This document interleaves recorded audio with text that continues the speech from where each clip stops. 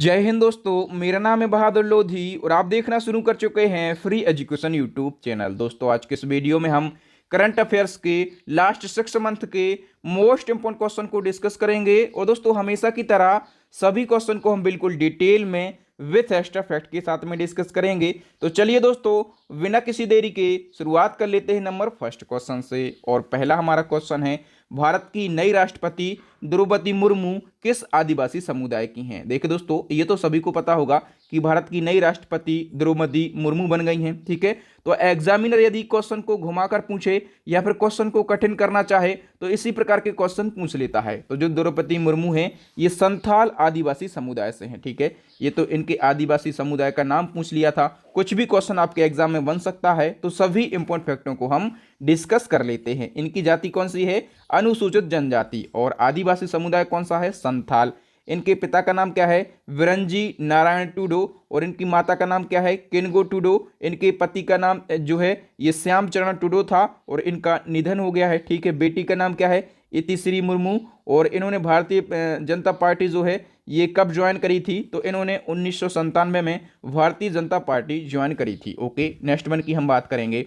और इसी क्रम में एक और क्वेश्चन पूछा गया है कि राष्ट्रपति द्रौपदी मुर्मू किस राज्य से संबंधित हैं? तो जो द्रौपदी मुर्मू हैं ये संबंधित हैं उड़ीसा राज्य से। किस राज्य से? उड़ीसा राज्य से ये संबंधित हैं, ठीक है। और यदि जिले का नाम पूछा जाए, ठीक है, तो उड़ीसा का एक जिला है मयूरगंज, ठीक है। और इनके यदि गांव का नाम पूछा जाए तो गांव का नाम क्या है? तो बेदापोसी, ठीक है। गांव का नाम क्या है? बेदापोसी गांव, ओके। और हम बात करें कि इनका जन्म कब हुआ था? तो जून 1958 में। कब? जून 1958 में इनका जन्म हुआ था, ठीक है। और आप लोगों को तो पता होगा कि हमारे देश की 15वें नंबर की राष्ट्रपति बन गई हैं, ठीक है। और यदि हम बात करें कि ये देश की दूसरी महिला राष्ट्रपति बनी है, ठीक है।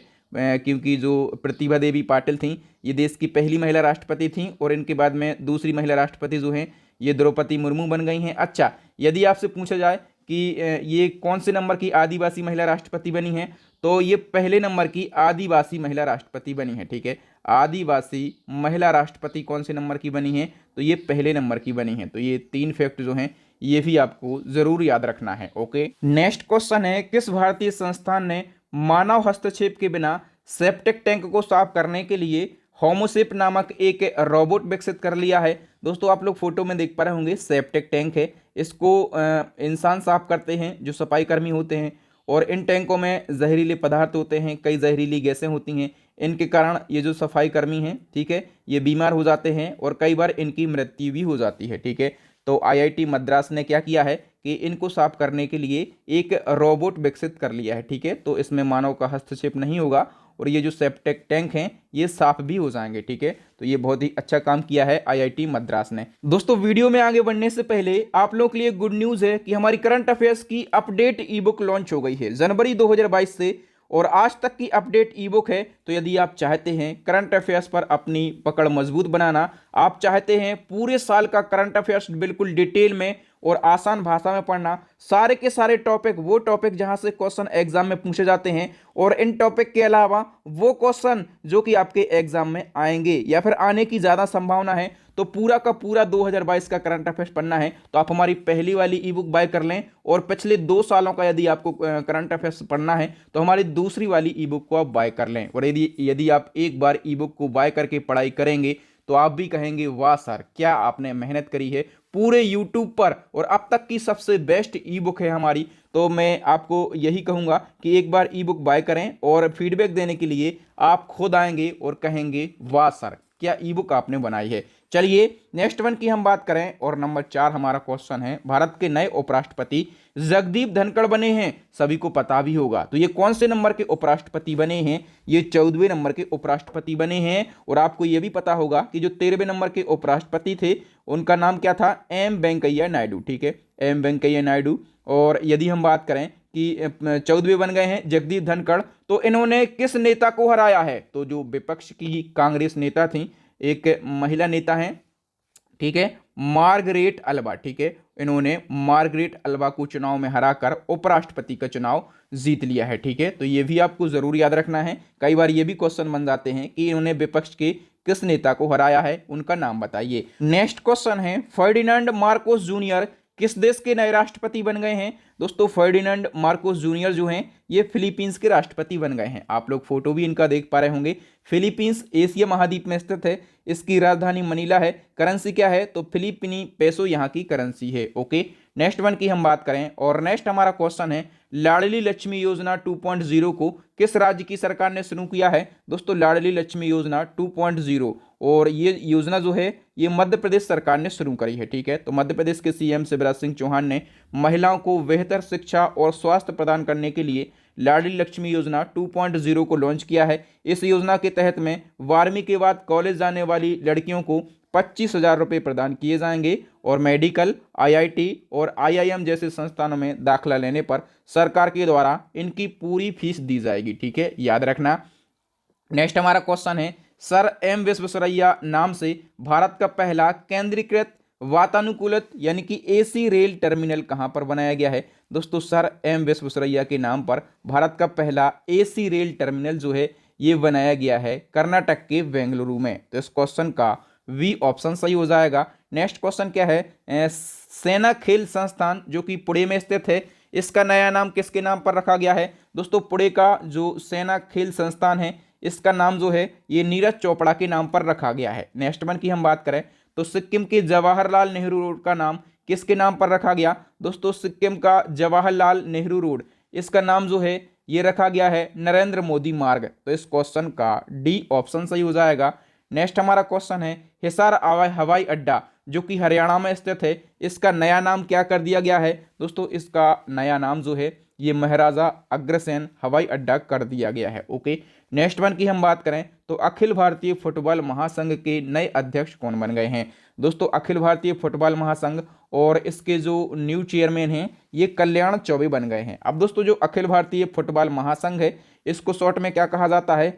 AIFF कहा जाता है। फुल फॉर्म होता है ऑल इंडिया फुटबॉल फेडरेशन। स्थापना 1937, हेडक्वार्टर न्यू दिल्ली। इसके न्यू चेयरमैन जो हैं ये कल्याण चौबे बन गए हैं। ओके, चलिए नेक्स्ट वन की हम बात करें तो रेलवे बोर्ड के नए चेयरमैन और सीईओ कौन बने हैं? दोस्तों रेलवे बोर्ड के न्यू चेयरमैन और सीईओ जो हैं ये VK त्रिपाठी यानी कि विनय कुमार त्रिपाठी बन गए हैं। ठीक है, और इन्होंने सुनीत शर्मा का स्थान लिया है। और ये तो हमने रेलवे बोर्ड के चेयरमैन की बात करी है। यदि पूछा जाए कि वर्तमान में केंद्रीय रेल मंत्री कौन है तो अश्वनी वैष्णव जो हैं ये वर्तमान में केंद्रीय रेल मंत्री हैं। ओके, नेक्स्ट हमारा क्वेश्चन क्या है? अंतर्राष्ट्रीय श्रम सम्मेलन 2022 के 110वें संस्करण का आयोजन कहां पर किया गया? तो अंतर्राष्ट्रीय श्रम सम्मेलन 2022 के 110वें संस्करण का जो आयोजन है ये स्विट्जरलैंड के जेनेवा में किया गया है। सी ऑप्शन करेक्ट हो जाएगा। अच्छा, इस सम्मेलन में यदि हम बात करें कि भारत की तरफ से अध्यक्षता किसने करी है तो भूपेंद्र यादव ने भारत की तरफ से अध्यक्षता करी है। ओके, भूपेंद्र यादव कौन है? तो केंद्रीय श्रम और रोजगार मंत्री हैं।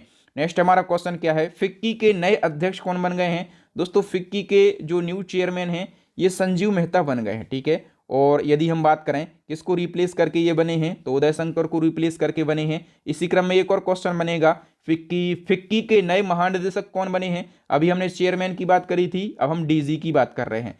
तो फिक्की के जो न्यू डीजी हैं ये अरुण चावला बन गए हैं। कौन बन गए हैं दोस्तों? अरुण चावला। ठीक है, हम बात कर लेते हैं फिक्की के बारे में। तो इसका फुल फॉर्म क्या होता है? Federation of Indian chamber of commerce and industry, Hindi में भारतीय वाणिज्य और उद्योग महासंघ कहते हैं। स्थापना 1927, हेडक्वार्टर न्यू दिल्ली। नए अध्यक्ष जो हैं ये संजीव मेहता बने हैं और नए महानिदेशक जो हैं ये अरुण चावला बन गए हैं। ओके, इसी क्रम में नेक्स्ट वन की हम बात करें तो YSR यंत्र सेवा योजना किस राज्य ने शुरू करी है? दोस्तों YSR यंत्र सेवा योजना, और इस योजना को शुरू किया है आंध्र प्रदेश ने। डी ऑप्शन करेक्ट हो जाएगा। इस योजना में क्या होगा तो इस योजना के तहत में जो आंध्र प्रदेश के किसान हैं उनको कम दरों पर कृषि यंत्र दिए जाएंगे, जैसे कि ट्रैक्टर है, कंबाइन हार्वेस्टर है। ठीक है, ये सब यंत्र जो हैं ये कम रेट पर दिए जाएंगे।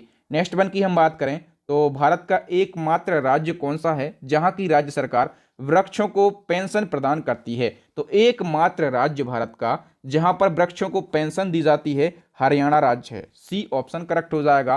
तो हरियाणा की राज्य सरकार जो है ये 75 साल और इससे अधिक जो पुराने वृक्ष हो जाते हैं उनकी देखभाल करने के लिए और हिफाजत करने वाले परिवारों को या फिर जो संस्थाएं उन पेड़ों की हिफाजत करती हैं, ठीक है, उनको प्रति पेड़ 2500 रुपये, ठीक है, प्रति पेड़ 2500 रुपये पेंशन प्रदान करती है। ओके, नेक्स्ट वन की हम बात करें तो 10 मई 2022 को पंडित शिव कुमार शर्मा का निधन हो गया है। वह किस वाद्य यंत्र से संबंधित थे? इस प्रकार के क्वेश्चन आपके एग्जाम में जरूर पूछे जाते हैं। पंडित शिव कुमार शर्मा ये किस वाद्य यंत्र से संबंधित थे? ये थे संतूर वादक। बी ऑप्शन करेक्ट हो जाएगा। और यदि पूछा जाए कि ये कहां से बिलोंग करते थे तो ये जम्मू कश्मीर से बिलोंग करते थे, ठीक है। मई 2022 में इनका निधन हो गया है। नेक्स्ट क्वेश्चन है, जम्मू कश्मीर की किस नदी पर क्वार जल विद्युत परियोजना को मंजूरी दे दी गई है? दोस्तों जम्मू कश्मीर का सबसे पहले आप याद रखो कि किस जिले में, तो जम्मू कश्मीर के किश्तवाड़ा जिले में, ठीक है, किश्तवाड़ा जिले में। और चिनाब नदी पर क्वार जल विद्युत परियोजना को मंजूरी दी गई है। ये कितने मेगावाट की होगी? तो ये 540 मेगावाट की होगी। ओके, नेक्स्ट हमारा क्वेश्चन है, किस देश के वैज्ञानिकों ने चांद का सबसे विस्तृत नक्शा बनाया है? दोस्तों चांद का सबसे विस्तृत यानी कि सबसे बड़ा नक्शा जो है ये चाइना के वैज्ञानिकों ने बनाया है। नेक्स्ट वन की हम बात करें और नेक्स्ट हमारा क्वेश्चन है, हाल ही में चर्चाओं में रहा ब्लू ब्लॉब क्या है? दोस्तों ब्लू ब्लॉब हाल ही में चर्चाओं में रहा है, ये क्या है? तो ये आर्कटिक समुद्री बर्फ के पिघलने को अस्थायी रूप से रोकने की एक विधि है। डी ऑप्शन करेक्ट हो जाएगा। नेक्स्ट क्वेश्चन है, डीआरडीओ द्वारा विकसित हेलिना क्या है?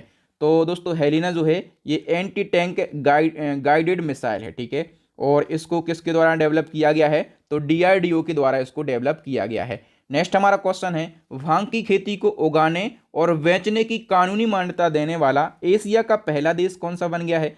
दोस्तों भांग की खेती को उगाने और इसको बेचने की कानूनी मान्यता देने वाला एशिया का पहला देश जो है ये थाईलैंड बन गया है। इसी क्रम में एक और क्वेश्चन आपके एग्जाम में बन सकता है कि प्रत्येक सिगरेट पर लिखित चेतावनी पेश करने की योजना शुरू करने वाला दुनिया का पहला देश कौन सा बन गया है? प्रत्येक सिगरेट पर चेतावनी लिखी होगी, ठीक है। और इस प्रकार की योजना शुरू करने वाला पहला देश जो है ये बन गया है कनाडा। इस क्वेश्चन का बी ऑप्शन करेक्ट हो जाएगा। नेक्स्ट क्वेश्चन है, निम्नलिखित में से किस विश्व के पूर्व नंबर 1 खिलाड़ी को दिवालियापन से जुड़े अपराध के मामले में 2.5 साल का कारावास की सजा सुनाई गई है? तो देखिए दोस्तों इन खिलाड़ी का नाम क्या है? बोरिस बेकर, ठीक है। और ये जर्मनी के पूर्व टेनिस खिलाड़ी हैं और इनको दिवालियापन से जुड़े अपराध के मामले में 2.5 साल के कारावास की सजा सुनाई गई है। ओके, नेक्स्ट क्वेश्चन है, भारत ने हाल ही में आम के निर्यात को बढ़ावा देने के लिए किस देश में मैंगो फेस्टिवल का आयोजन किया है? तो मैंगो फेस्टिवल का आयोजन जो है ये भारत ने बहरीन देश में किया है, ठीक है। नेक्स्ट वन की हम बात करें तो नेक्स्ट हमारा क्वेश्चन है, जल जीवन मिशन योजना किस वित्तीय वर्ष के केंद्रीय बजट में घोषित की गई थी? दोस्तों जल जीवन मिशन योजना जो है ये 2021-22 के बजट में घोषित की गई थी। ओके, नेक्स्ट वन की हम बात करें और नेक्स्ट हमारा क्वेश्चन है, फ्रैंक वाल्टर स्टीनमेयर, आप लोग इनकी फोटो भी देख पा रहे होंगे। आपको ये बताना है कि ये किस देश के फिर से राष्ट्रपति बन गए हैं? दोस्तों ये जर्मनी के फिर से राष्ट्रपति बन गए हैं। ओके, नेक्स्ट क्वेश्चन क्या है, प्रो कबड्डी लीग 2021-22 का खिताब किसने जीता है? प्रो कबड्डी लीग 2021-22 और इसका खिताब जो है ये दबंग दिल्ली ने जीत लिया है। सारे इंपॉर्टेंट फैक्टों को हम कवर कर लेते हैं। दोस्तों प्रो कबड्डी लीग 2021-22 जो है ये 22 दिसंबर 2021 से 25 फरवरी 2022 तक कर्नाटक के बेंगलुरु में संपन्न हुई है। कौन सा संस्करण था इस साल? तो 8वां संस्करण था। और कितनी टीमों ने भाग लिया है? 12 टीमों ने। और दबंग दिल्ली विजेता रही है और पटना पायरेट्स जो है ये उपविजेता रही है। ओके, नेक्स्ट वन की हम बात करें तो हाल ही में यूपीएससी का अध्यक्ष किसको नियुक्त किया गया है? दोस्तों यूपीएससी के जो अध्यक्ष हैं ये मनोज सोनी बन गए हैं। ओके, हम बात करेंगे फैक्टों की। तो सबसे पहले आपको बताना है कि जो यूपीएससी है यह एक संवैधानिक संस्था है कि नहीं है? तो यूपीएससी एक संवैधानिक संस्था है। अब ये संवैधानिक संस्था है तो इसका कहीं ना कहीं संविधान में उल्लेख किया गया होगा, ठीक है। तो संविधान के 315 अनुच्छेद में यूपीएससी का उल्लेख किया गया है। यूपीएससी का full form union public service commission होता है, संघ लोक सेवा आयोग हिंदी में कहते हैं। 1926 में स्थापना, हेडक्वार्टर इसका न्यू दिल्ली में स्थित है। नेक्स्ट हमारा क्वेश्चन है इसी क्रम में कि एसएससी के न्यू चेयरमैन कौन बने हैं? दोस्तों एसएससी के जो न्यू चेयरमैन हैं ये एस किशोर बन गए हैं। कौन बन गए हैं? एस किशोर। और इन्होंने ब्रजराज शर्मा को रिप्लेस किया है। अब एसएससी का तो सभी लोग जानते होंगे staff selection commission full form होता है और इसकी स्थापना कब करी गई थी? 1975 में इसकी स्थापना करी गई थी। नेक्स्ट क्वेश्चन है, राष्ट्रीय महिला आयोग की फिर से अध्यक्ष कौन बन गई हैं? दोस्तों राष्ट्रीय महिला आयोग और इसकी फिर से अध्यक्ष बन गई हैं रेखा शर्मा। ठीक है, तो रेखा शर्मा का जो कार्यकाल है ये 3 साल के लिए बढ़ा दिया गया है। नेक्स्ट हमारा क्वेश्चन है, विश्व आर्थिक मंच के द्वारा जारी ट्रेवल एंड टूरिज्म डेवलपमेंट सूचकांक 2021 में भारत का रैंक क्या है? दोस्तों इसमें भारत का रैंक है 54वां। ठीक है, और यदि हम बात करें कि इस सूचकांक में पहले स्थान पर कौन सा देश है, तो जापान जो है ये पहले स्थान पर है। ठीक है, और अमेरिका की बात करें तो अमेरिका जो है ये दूसरे स्थान पर है, और तीसरे स्थान पर कौन सा देश है, तो स्पेन तीसरे स्थान पर है। भारत जो है ये 54वें स्थान पर है। नेक्स्ट क्वेश्चन है, किस मंत्रालय के द्वारा आजादी से अंत्योदय तक अभियान का शुभारंभ किया गया है? किस मंत्रालय के द्वारा किया गया है? ग्रामीण विकास मंत्रालय के द्वारा। नेक्स्ट क्वेश्चन की हम बात करें, हाल ही में कौन सा देश मुईफा तूफान से प्रभावित रहा? मुईफा तूफान, इससे सबसे ज्यादा तो प्रभावित हुआ है चाइना। ठीक है, और जापान भी इससे प्रभावित रहा है, तो सी ऑप्शन सही हो जाएगा, उपर्युक्त तो दोनों देश। और ये जो तूफान है ये कब आया, तो ये सितंबर 2022 में आया था। नेक्स्ट हमारा क्वेश्चन है, हाल ही में आए तूफान यूनिस ने किस महाद्वीप के देशों को प्रभावित किया? दोस्तों यूनिस नाम का जो तूफान आया था ये यूरोप महाद्वीप में आया था। ठीक है, और यदि हम बात करें कि सबसे ज़्यादा इसने पश्चिमी यूरोप को प्रभावित किया। ठीक है, पश्चिमी यूरोप को इसने सबसे ज़्यादा प्रभावित किया, और पश्चिमी यूरोप के जो देश हैं, मुख्य देश ब्रिटेन है, जर्मनी है, पोलैंड है, तो आदि देशों को इसने प्रभावित किया। याद रखना, ये पूरे के पूरे पश्चिमी यूरोप में इसने तबाही मचाई थी। ओके, नेक्स्ट हमारा क्वेश्चन है, चक्रवात बत्सीराई ने किस देश को प्रभावित किया? दोस्तों इस प्रकार के क्वेश्चन जरूर पूछे जाते हैं एग्जाम में। तो जो बत्सीराई चक्रवात है इसने मेडागास्कर देश को प्रभावित किया। ओके, ए ऑप्शन करेक्ट हो जाएगा। चलिए नेक्स्ट वन की हम बात करें तो भारत की पहली के पॉप स्टार कौन बनी है? भारत की पहली के पॉप स्टार जो हैं ये श्रेया लेंका बनी है। ठीक है, और ये कहाँ की हैं? तो ये उड़ीसा की हैं। कहाँ की? ये उड़ीसा की हैं। इसी क्रम में एक और क्वेश्चन आपके एग्जाम में बनेगा कि मिस इंडिया अर्थ 2022 कौन बनी है? दोस्तों मिस इंडिया अर्थ 2022 का खिताब जो है ये जीत लिया है वंशिका परमार ने। किसने जीत लिया है? वंशिका परमार ने। और वंशिका परमार का ये फोटो है, ये किस राज्य से संबंधित हैं? तो ये हिमाचल प्रदेश से संबंधित हैं। दोस्तों मिस अर्थ इंडिया 2022 का जो आयोजन है ये न्यू दिल्ली में किया गया, और इस प्रतियोगिता में हिमाचल प्रदेश की रहने वाली वंशिका परमार ने मिस अर्थ इंडिया 2022 का खिताब जीत लिया है। और 2021 का ये खिताब जो है ये किसने जीता था? तो रश्मि माधुरी ने जीता था। ये सारे फैक्ट आपको याद रखना है। नेक्स्ट क्वेश्चन है, भारत ने किस वर्ष तक $5 ट्रिलियन की अर्थव्यवस्था बनाने का लक्ष्य रखा है? कब तक का लक्ष्य रखा है भारत ने? 2025 तक $5 ट्रिलियन की अर्थव्यवस्था बनाने का लक्ष्य रखा है। इसी क्रम में नेक्स्ट क्वेश्चन पूछा जाएगा, किस वर्ष तक राष्ट्रीय रेल योजना को पूरा करने का लक्ष्य रखा गया है? राष्ट्रीय रेल योजना को पूरा करने का लक्ष्य 2030 तक रखा गया है। नेक्स्ट वन की हम बात करें और नेक्स्ट क्वेश्चन क्या है, किस राज्य की सरकार ने राज्य की छात्राओं के लिए पुधुमई पेन योजना को शुरू किया है? पुधुमई पेन योजना जो है ये तमिलनाडु ने शुरू करी है। ठीक है, और इस योजना के तहत में स्नातक या फिर डिप्लोमा पूरा करने वाली छात्राओं के लिए तमिलनाडु सरकार के द्वारा 1000 रुपये प्रति माह दिए जाएंगे। नेक्स्ट हमारा क्वेश्चन है, किस राज्य की सरकार के द्वारा स्कूल से वंचित बच्चों को प्राथमिक शिक्षा प्रदान करने के लिए विद्यारथ स्कूल ऑन व्हील्स परियोजना शुरू की है? तो ये जो परियोजना है ये असम के द्वारा शुरू करी गई है। डी ऑप्शन सही हो जाएगा। नेक्स्ट हमारा क्वेश्चन है, प्रधानमंत्री नरेंद्र मोदी जी ने किस राज्य में भारत के पहले भूकंप स्मारक का उद्घाटन किया है? दोस्तों मोस्ट इंपोर्टेंट क्वेश्चन है, भारत का पहला भूकंप स्मारक है और इसका उद्घाटन किया है पीएम नरेंद्र मोदी जी ने। कहां पर इसका उद्घाटन किया है? गुजरात में। नेक्स्ट क्वेश्चन है, उत्तर प्रदेश सरकार ने किस जिले को इत्र पर्यटन स्थल के रूप में विकसित करने का निर्णय लिया है?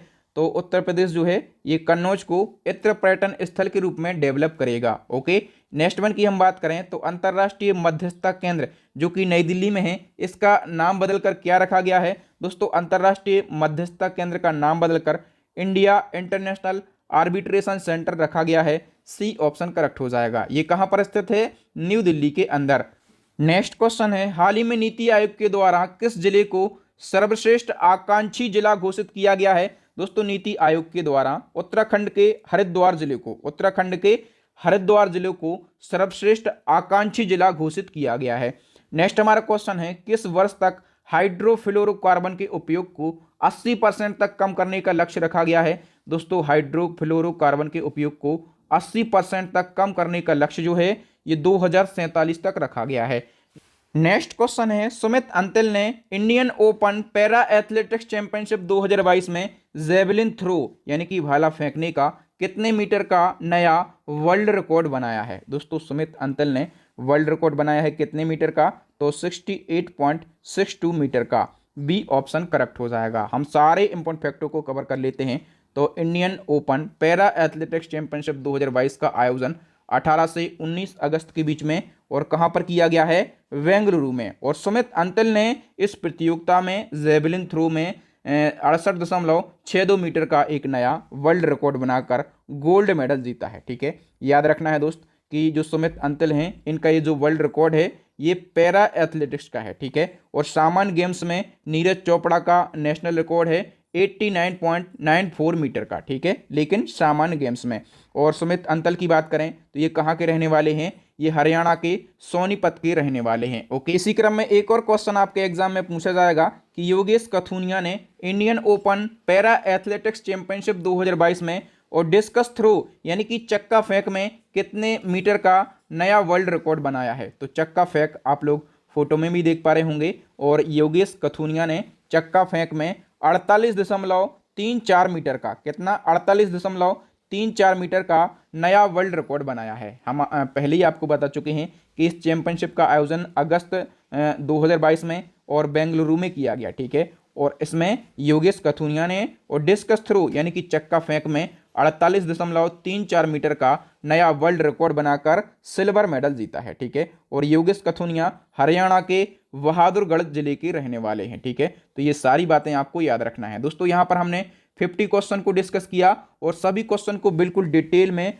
और हमने प्रयास किया है आसान भाषा में समझाने का। आई होप आपको सारे क्वेश्चन बहुत ही अच्छे से क्लियर हो गए होंगे। और दोस्तों इसी प्रकार से यदि आप पूरे साल का इंपॉर्टेंट करंट अफेयर्स पढ़ना चाहते हैं, टॉपिक वाइज करंट अफेयर्स पढ़ना चाहते हैं और एग्जाम में सिलेक्शन लेके आना चाहते हैं, करंट अफेयर्स के सारे क्वेश्चन सही करके आना चाहते हैं, तो हमारी ई बुक को जरूर बाय कर लें। ठीक है, पिछले 1 साल की ई बुक है और दूसरी वाली पिछले 2 साल की ई बुक है और दोनों ई बुक का लिंक कहां पर मिल जाएगा, इसी वीडियो के डिस्क्रिप्शन में। ठीक है, तो थैंक यू दोस्तों। अब नेक्स्ट एंड लास्ट क्वेश्चन आपके लिए चैलेंजिंग क्वेश्चन, इसका आंसर आपको कमेंट सेक्शन में कमेंट करके बताना है। किस भारतीय को हाल ही में नेपाल सेना ने जनरल मानद पद से सम्मानित किया है। जितने भी अवार्ड एंड ऑनर हैं, ठीक है, सभी को हमने डिटेल में डिस्कस किया है। तो आप हमारा award and honour 2022 why free education लिखेंगे, टॉप पर आपको वीडियो मिल जाएगा, सारे क्वेश्चन इंपॉर्टेंट और डिटेल में आपको मिल जाएंगे। अभी इस क्वेश्चन का आंसर कमेंट सेक्शन में बताएं और यदि आप चाहते हैं इसके बारे में डिटेल लिखना तो डिटेल में भी हमें जरूर बताएं। थैंक यू दोस्तों,